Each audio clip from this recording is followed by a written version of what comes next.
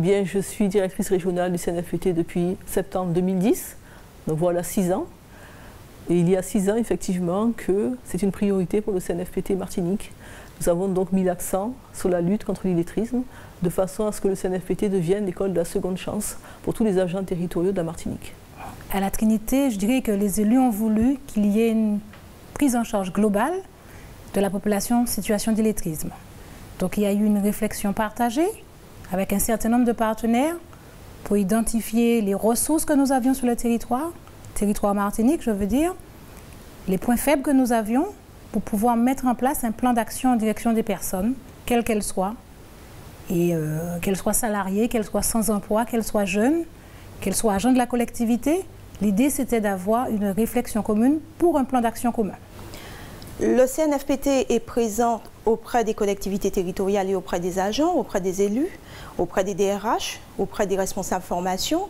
D'une part, pour pouvoir leur dispenser des actions de formation, des actions de sensibilisation. Qu'est-ce que c'est que l'illettrisme? Comment démystifier l'illettrisme?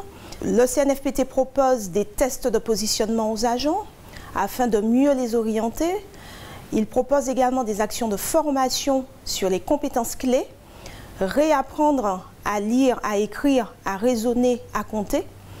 Il est également présent auprès des collectivités pour pouvoir mieux co-construire les scénarios pédagogiques qui pourront être par la suite offerts aux agents. Concilier illettrisme et compétences, ce n'est pas toujours facile, certes, puisque le regard des agents sur eux-mêmes et le regard de leurs collègues sur les agents qui sont en situation d'illettrisme est parfois difficile. Nous avons encouragé à travers un consultant le recueil des besoins en formation de ces personnes-là qui se sont dévoilées eux-mêmes. Le problème pour moi, c'est que je ne savais ni lire ni écrire. Les difficultés que j'ai rencontrées, que j'ai développées, c'est avec les collègues tout au départ qui ne savaient pas ma difficulté personnelle, qui ne connaissaient pas parce qu'on ne se laisse pas voir en principe, on ne se laisse pas reconnaître. Et que moi, j'ai dû avoir quelqu'une que je me suis justifiée à elle, que je lui ai expliqué mon problème et qui m'a compris et qui a mis mon directeur principal qui m'a placé au sein de la CACEM, qui m'a placé et qui lui a expliqué le cas de mes problèmes. Et ce cas de mes problèmes, à la longue, ils m'ont proposé la formation.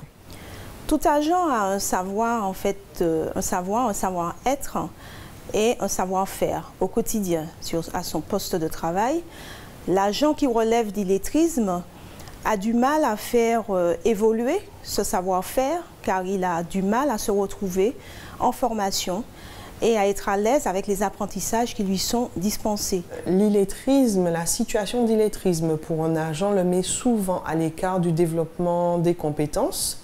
La plupart des métiers sont amenés à évoluer et bien souvent dans cette évolution il y a les savoirs de base qui sont sollicités, savoir écrire, savoir lire, savoir compter.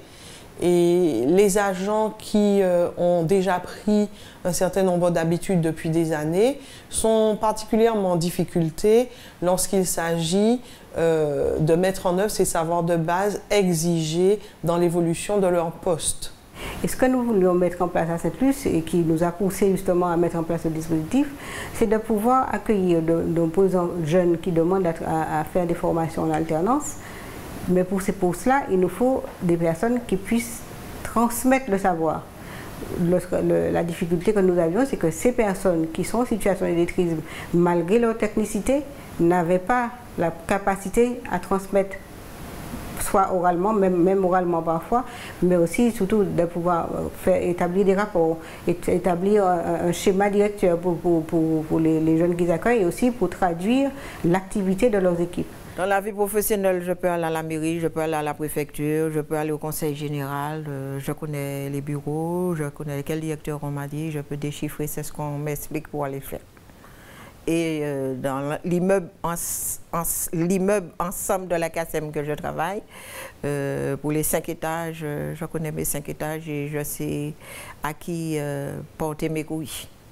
Nous avons avec eux mis en place une formation de lutte contre l'illettrisme depuis déjà 2 ans.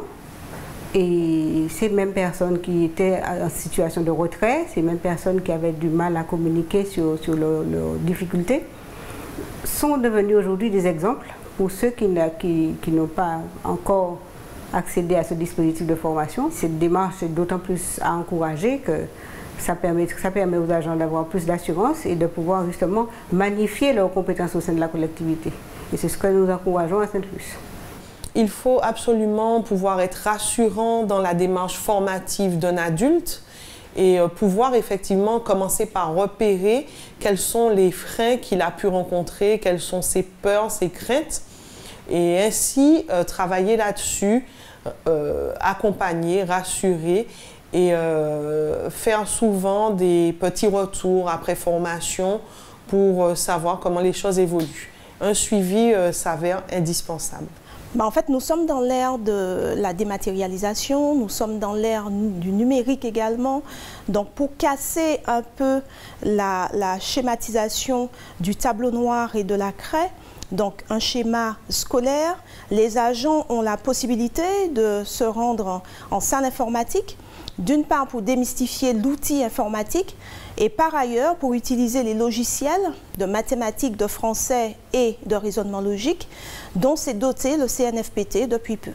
La formation m'a rapporté beaucoup parce que ça m'a retiré de là où j'étais, c'est ce que je faisais et de m'apporter plus en reconnaissance de ce que je fais aujourd'hui.